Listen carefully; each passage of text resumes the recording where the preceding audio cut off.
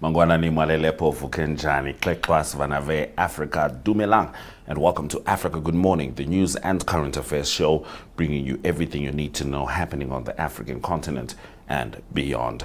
These are some of the top stories. International Women's Day 2026 calls for rights, justice and action for women and girls. Ugandan students recall ground trembling after escaping Iran airstrikes. Women veterans of Ethiopia's Tigray war fear another conflict. South Africa launches mass cattle vaccination against foot and mouth disease. Weight loss treatments rise as beauty attitudes shift in Kenya. Senegal government takes minority stake in Dangote Cement subsidiary. And Zimbabwe opposition questions funding for $25 million Munhumutapa football tournament. Today, 56 member nations celebrate Commonwealth Day. Unlocking opportunities together for a prosperous Commonwealth is the theme. So would like to wish you all a happy Commonwealth Day, keeping in mind that Commonwealth's 50th member was Namibia on its Independence Day, which is also this month. But do enjoy Commonwealth Day as we celebrate our common humanity. My name is Ashwin Berry. Top stories shortly. This month on DSTV, a devastating family tragedy sees the Clyburns relocate to the country. My center, my soul, is gone. It's lights out and away we go as Formula One enters a new era of engineering. Max Verstappen stays ahead. And 13-year-old Gigi heads off to boarding school where she must learn to live with humans.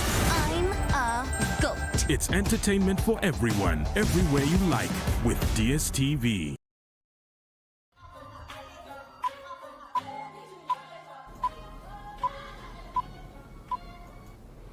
Yesterday, on International Women's Day, the theme was Rights, Justice, Action for all women and girls, highlighting the urgency of advancing gender equality, confronting discrimination, and ensuring justice for women and girls worldwide.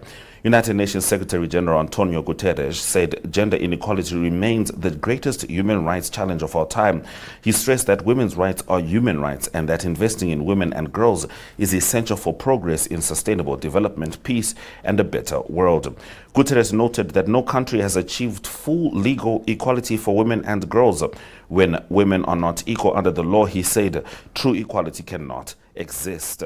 Namibian President Dr. Netumbo Nandi-Ndaitwah also marked the day, urging women and girls not to limit their dreams because of gender. Here are the words from Antonio Guterres on International Women's Day. Women's rights are human rights, and investing in women and girls is one of the surest ways to make the world a better place. When women are involved in negotiating peace, agreements last longer. Women in tech make digital tools more inclusive. Women in government are more likely to pass climate-friendly policies. When women have access to decent jobs and inclusive workplaces, our economies grow. And educating girls can unlock the brain power we need to tackle every issue on earth. Girls can do anything, and they deserve a chance. We need rights, equality and empowerment for all women and girls. And we need women everywhere to be free from violence and fear. In sport, in politics, in peace and peacemaking, in healthcare, in science, and in the stories we tell on screen. Just look at the young women leading climate movement across the globe. Women and girls are claiming their power. When we invest in women, in girls, life gets better for men and boys too. Life gets better for people with disabilities. For care workers. For the planet. For children. For parents. For justice. Для меня. Para mí. 为自己. Pour moi. ولي أنا أيضا. Women and girls are changing the world. It's time to change the world for women and girls. Now, some 43 students evacuated from Iran have described their ordeal after returning home. Oscar Nyingema said they could hear the ground trembling and the earth shaking as strikes hit. Speaking after arriving at Entebbe International Airport in Uganda, he said they did not know whether they would make it out. Master student Aloysius Segwa told BBC Focus on Africa the bombings felt like an earthquake and all he could think about was running for his life. The attacks followed joint strikes by the United States and Israel on Iran, after which Iran retaliated against Israel and U.S. allies in the Gulf. Uganda's ambassador in Tehran organized buses to take the students to the Turkish border before they continued to Istanbul and then flew home. Segwa said he traveled for 4 days through heavy traffic as people fled carrying belongings. He described panic and fear as buildings shook during bombings. They said the experience was psychologically traumatic and that they felt they were in danger. Despite this, they plan to return to finish their studies. Now we move over to the Tigray region in Ethiopia, where 22-year-old Abeba Amdu says war consumed the best years of her life after she joined Tigrayan forces during the conflict in Ethiopia's northern Tigray region. Before the war, she was a rising football striker for the 70 and Detra female football team and an IT student in Mekele. She had played since the age of 7 and saw herself challenging traditional attitudes about women in sport. Her studies were first disrupted by the coronavirus pandemic and then war erupted in 2020. Although she did not believe in war, stories of her parents suffering during earlier conflicts shaped her upbringing. She joined the Tigray Defense Forces partly out of fear after learning about women who had been sexually abused by enemy forces. Life on the front brought hunger and shortages, including sanitary pads. The conflict ended 2 years after a peace deal brokered by the African Union and envoy Olusegun Obasanjo. Abeba says both her body and mind remain traumatized as she struggles to rebuild life and fears another conflict could erupt again in Tigray, where tensions remain high even today. Now, South Africa has begun a mass vaccination. This is in a campaign to control an outbreak of foot and mouth disease threatening livestock supplies and exports. The outbreak intensified late last year and has spread across the country's livestock industry. More than 297,000 cattle have been affected and over 120,000 animals have been culled as farmers try to limit transmission. The disease risks shortages of meat and dairy products, as well as job losses and millions of dollars in lost revenue. Countries including China and Zambia have already banned South African meat exports. Agriculture Minister John Steenhuisen launched the vaccine rollout after 1 million doses arrived from Turkey in recent days. Additional shipments are expected soon, though officials warn supplies remain far below the doses needed for nearly 12 million cattle. Authorities aim to vaccinate 80% of the national herd by December and reduce outbreaks by 70%. KwaZulu-Natal has been identified as the outbreak hotspot with more than 17,000 farms affected. The government declared a national disaster, allowing emergency funds mainly for vaccine purchases in order to combat the outbreak. Now we take a sharp left and we end in Kenya, where being overweight was once viewed as a sign of wealth and success. Attitudes toward body image seem to be changing. Surgical procedures and weight loss drugs are becoming more common, with some influencers sharing their slimming journeys online. At Nairobi Bariatric Center founder Dr. Lumdila Sushkina now runs a fully booked clinic. The facility, which she started with her late husband from Ukraine 3 decades ago, once struggled to attract patients. Today it sees between 10 and 15 patients each day. Shushkina says people increasingly recognize that obesity is about health rather than wealth. Some patients seek treatment because of conditions such as high blood pressure, infertility, diabetes, joint pain, and back pain. Others are influenced by social pressure online, where critics sometimes tell people to unfat, quote-unquote, after photos appear on social media. Influencer Naomi Kuria, aged 27, documented her own weight loss journey after beginning gym workouts in 2024. She later tried Ozempic after seeking medical advice, losing 11 kilograms in about a month and a half before undergoing an air sculpt procedure to reshape her body despite criticism online. Very interesting developments there. But those have been our top stories on Africa Good Morning. After the break, we're going to swing into the Zambia report, talking about the Middle East conflict and how it affects Zambia, as well as the unleashing of the Brand Zambia campaign. Stay with us.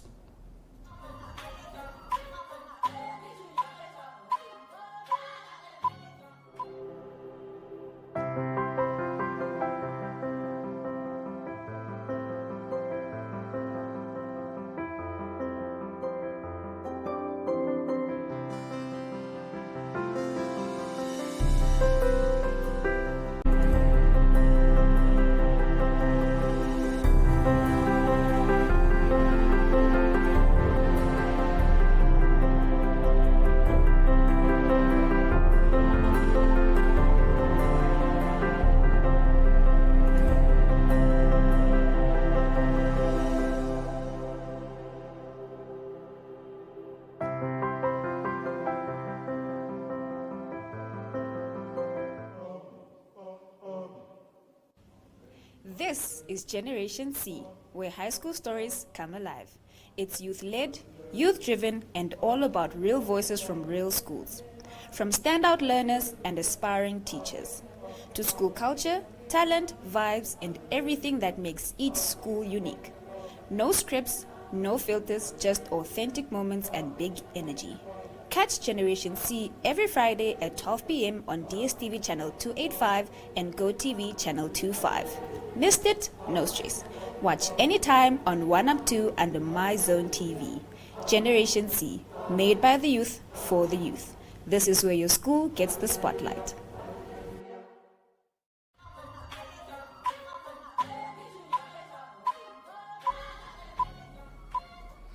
It's time for us to cross over to Zambia, Lusaka, as we talk to Mr. Mike Sichula, who is going to be delivering the Zambia report. Uriwanji. Terebuino Muribwanji, Africa, good morning to our dear viewers. Terebuino. And we understand from the Zambian government as well that Zambians are bueno with regards to casualties, because none have been registered in the Middle East conflict. Yes, indeed. This is according to Foreign Affairs Minister Mulambo Haimbe, who said that this assurance is based on verified updates that his ministry has received from missions in Egypt, Israel, Qatar, Saudi Arabia, and the United Arab Emirates.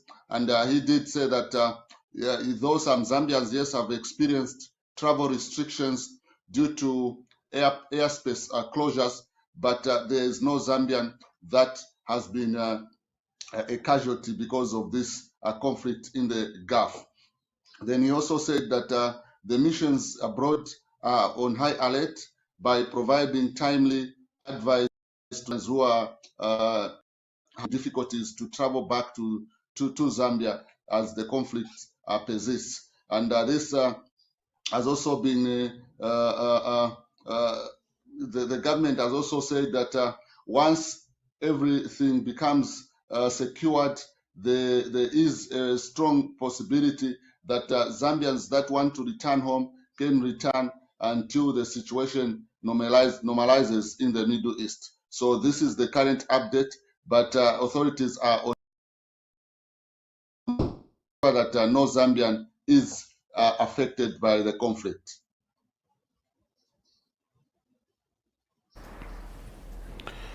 All right, Mike, in what would be some good news, particularly heading to the August 13 election, but of course some good news for Zambia as a whole, is that the country has recorded stronger revenue and export growth for 2025. Yeah, quite some positive economic reports there. This is also according to the latest debt statistical bulletin released that by the Ministry of Finance. So the report shows that revenue and grants reached 53.23 billion in the fourth quarter of 2025, exceeding the target of 45.93 billion. So the performance has been driven by high income tax collection from both mining and non-mining sectors. So also Zambia's gross international reserves increased by 371 million United States dollars to 5.58 billion United States dollars, representing 4.8 months of import cover. So yes, as we head to the elections and with the conflict in the Middle East not looking to slow down, with the reserves, authorities are assuring the Zambian citizenry that the economy remains resilient despite the conflict in the Middle East. And with these numbers that I've shown, authorities are not panicking. They're hoping that the gains that have been achieved in the last 5 years by the UPND administration may not be lost because of the conflict that has lasted now more than 1 week. All right, Mike, and it's time to manage perception as President Hakainde Hichilema has launched the Brand Zambia project. Kuchalo? Yeah, you know, the current administration has focused on economic transformation, and they have also focused on improving the image of the country outside, so that foreign direct investment can be coming. So the Brand Zambia project targets to clearly define national identity and shape how Zambia wants the world to see us. So President Hakainde Hichilema said during the launch, and I quote, "The initiative is a strategic tool to attract investment, boost tourism, and strengthen national pride by presenting a compelling, coherent image of our country to the global community," end of quote. So you can clearly see that the president is focusing on boost tourism, and that this can only be achieved if the world begins to look at Zambia from a different positive perception. And the Brand Zambia project is what President Hakainde Hichilema is urging the local businesses, the investors that are coming into Zambia, to ensure that whatever they are doing is conforming to the objectives of the Brand Zambia project, because he says once there is stability in the country is assured of increased foreign direct investment. So this is a project that President Hakainde Hichilema is passionate about, and in the days to come, we're here to see what some of the other things are going to come about in order to actualize some of the objectives of this Brand Zambia project. All right, exciting times ahead. Thank you very much, Mike, for delivering the Zambia report. Thank you very much, and I wish our women a happy International Women's Day, and have a blessed weekend. Africa, have a blessed week ahead of us. Africa, good morning to all of them. Happy International Women's Day indeed, as well as happy Commonwealth Day, keeping in mind that the Dean of the Commonwealth, particularly in Namibia, is currently Zambia. Let's take a quick break before we return with economic news. Business First Africa is a forward-looking business show that goes beyond balance sheets to capture how Africans are building, creating, and living. Afrotech explores innovation, AI, and digital systems shaping the continent's economies. Brave and Building profiles Namibian entrepreneurs and businesses transforming industries and urban spaces. Creative Capital spotlights creatives and the creative economy, unpacking how culture becomes value. Africa in 10 delivers a sharp roundup of key developments across the continent. Don't miss Business First Africa, because it's not just business, it's life. This month on DSTV, a devastating family tragedy sees the Clyburns relocate to the country. My center, my soul, is gone.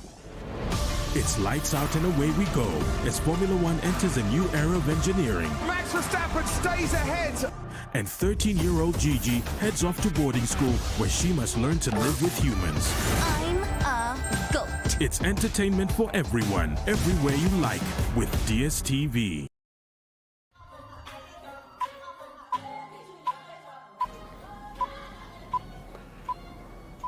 In economic news, Senegal has acquired a 10% stake in Dangote Cement's local subsidiary, the country's leading cement producer.